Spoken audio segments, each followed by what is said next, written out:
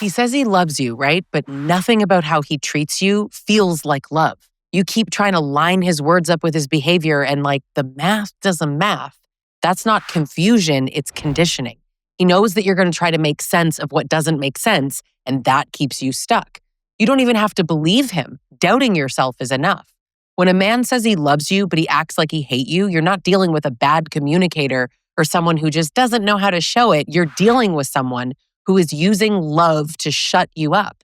He wants the benefits of love, loyalty, sex, admiration, domestic comfort, without any of the responsibility of respecting you. He'll happily demand respect for himself though, right? But what he really wants is compliance. I'm Lisa Sonni. I'm a toxic and abusive relationship expert who helps women rebuild after abuse. I want you to subscribe if you are done mistaking control for connection, because love and contempt cannot coexist. He says, I love you, but everything about him screams, I can't stand you. Now, sometimes it starts subtle, right? Fake affection that feels off and you can't quite explain why. The I love you after a fight, that little kiss on your forehead after tearing you down, the hand on your thigh in public, but he ignores you at home. Affection is basically a prop. He uses it when he senses you slipping away, not to reconnect, but to reset your hope. It's not closeness. He's controlling you.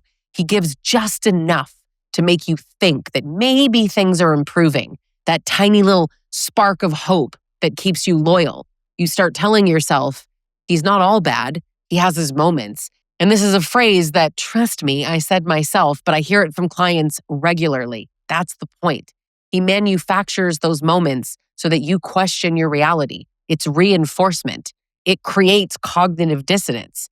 Now, over time, the contempt starts leaking through, right? It's disguised as humor, or he's tired, or he's just being honest. He sighs when you talk. He rolls his eyes at you. He corrects you in front of other people. Maybe he mocks your interests or the way that you tell stories. But contempt is very much like acid, right? It eats away at respect until there's nothing left. Now, interesting point here. Psychologists John and Julie Gottman call contempt the single strongest predictor of divorce. And they're right. But in abusive relationships, it's not about ending things. It's actually about domination. Contempt keeps you beneath him, right? Narcissistic personalities rely on contempt like oxygen. It's not just a symptom. It's the mechanism that actually keeps them superior. They can't feel equal without feeling diminished, so they're going to use contempt to flip the power dynamic. Every eye roll and sigh and joke at your expense is just his way of saying, I'm above you. It's how they regulate their very fragile sense of importance. They can't tolerate sameness, right? They need a hierarchy, and contempt is how they create it. It's how he reminds you that he's the authority and you're the problem. And the worst part, it's often so subtle that you start to think that you're overreacting, right? It's just a smirk. It's just a joke. It landed a little too hard. You start adjusting everything about yourself to avoid that reaction. So now you talk less, you kind of shrink yourself, you walk on eggshells just to avoid the next explosion. For narcissistic personalities, though, contempt isn't random cruelty. It's how they regulate. They use it to manage their own sense of power and to make sure that you never forget your place beneath them.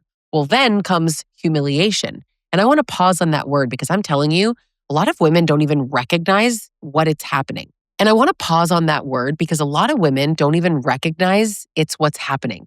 They say things like, he embarrassed me or he made fun of me. Humiliation is different. Embarrassment is social. Humiliation is very personal. It's the deliberate destruction of your dignity, and it's meant to make you feel really small and exposed and powerless. And not just in that moment, but afterward too, right? When he humiliates you, it's not about anger or stress. It's about dominance. It's him saying, I control how you feel about yourself. It's like power through shame. It's the smirk when you misspeak or the story that he retells that's going to make you look foolish in front of other people, right? Those little jabs that make other people laugh, but you're dying inside. This even relates to the dog whistling tactic that a lot of them use, right? He ruins your birthday dinner. He mocks your body. He rolls his eyes at your ideas. He tells people things that you shared with him in confidence, and then he acts like you're all uptight for being sensitive about it. It's watching your face fall, and he seems satisfied. Now, humiliation is a tactic. It teaches you that your joy is not safe. That if you laugh too loud, if you look too happy, if you take up too much space, he can take it away. So you start editing yourself, right? You play small, you keep your wins kind of quiet. And that's really what he wants. A woman who's really careful not to outshine him. Then comes the gaslighting, because humiliation alone is not enough. It's got to do more. He'll say, relax, it was a joke. Or, God, you're so sensitive. He'll flip it until you're the one that's apologizing for being hurt. And I'm telling you, that is not a misunderstanding. It's psychological warfare. If he can make you doubt your right to dignity, he never has to say another cruel word. You'll police yourself for him. Eventually, he stops pretending altogether, right? Maybe he's openly hostile at this point, slams doors, mutters insults, gives you the cold shoulder for days. You feel like you're an intruder in your own home, in your own relationship. And if you call him out, he's like, if I hated you, I wouldn't be here. That's the twisted logic of an abuser, right? He equates staying with loving when really he stays to punish you. It's control, but he just calls it commitment. Now, a lot of women tell me he's just angry, right? He's not abusive. But can I just ask you to sort of reflect on what he's angry about? He's angry when you speak, when you rest, when you're happy, when you stop chasing his approval. That's not anger. That's contempt. That's contempt in motion right there. That is abuse. Hatred and love can't occupy the same space, but ownership and resentment sure can. He doesn't love you. He resents you, right? What does he resent? Your independence, your needs, your autonomy. They remind him that he's not the center of your world. So he uses, I love you, to justify his behavior and protect his ego. It's his shield. It makes him look like the good guy. It gives him a cover to just be like, you're overreacting. And then he'll play the victim when you finally reach this breaking point. I love you is the leash that keeps you in line. And socially, this is perfect for him. When people hear a man say, I love her, they assume that you're exaggerating when you say what's really going on behind closed doors, because they see this guy that's trying and you're just difficult. That's the trap. Welcome to the patriarchy, right? He gets to be seen as this calm, caring partner, and you're the irrational one. That's how image-based abuse works, right? Public adoration and private contempt. That's covert abuse in a nutshell. Now, living in that contradiction basically splits you in two. There's the version of him that says he loves you, and then there's the version that acts like he hates you and that you're disposable. And you keep kind of shifting between the two of them because you're trying so hard to make sense of it. That mental tug of war is cognitive dissonance. And you're confused because his words and his actions don't match. And we know that that's manipulation, right? This is a very common phrase. Your brain is going to keep trying to solve this puzzle, but there's actually no solution. That loop, that's what keeps you bonded. Now, I teach how to break trauma bonds and resolve cognitive dissonance to my clients in private sessions or in my group programs. He knows exactly what he's doing.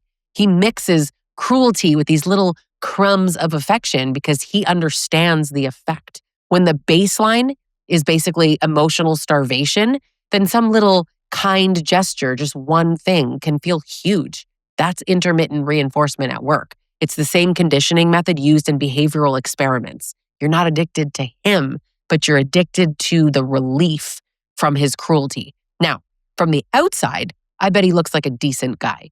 Not always, maybe, right? But almost always. Abusive men appear to be a good guy to everyone else, right? They're calm and rational. Maybe they're even patient. They're funny. People see the public smiles, right? They don't see the contempt that he shows you behind closed doors.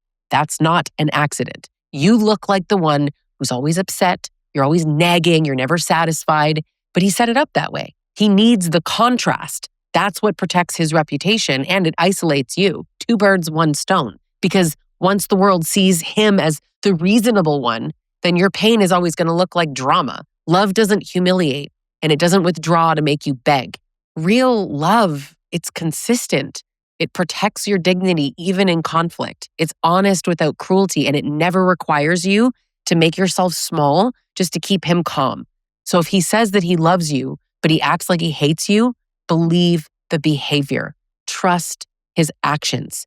His words are the costume. His actions are the truth. You can't love somebody out of contempt. You can only lose yourself trying. And I know there's a lot of back and forth, and sometimes he acts like he loves you, but I'm trying to show you that the consistent behavior is what tells the truth. If he always comes back to abusiveness, that's who he really is. If this hits home, I think it's time to focus on what you can control, which is your recovery.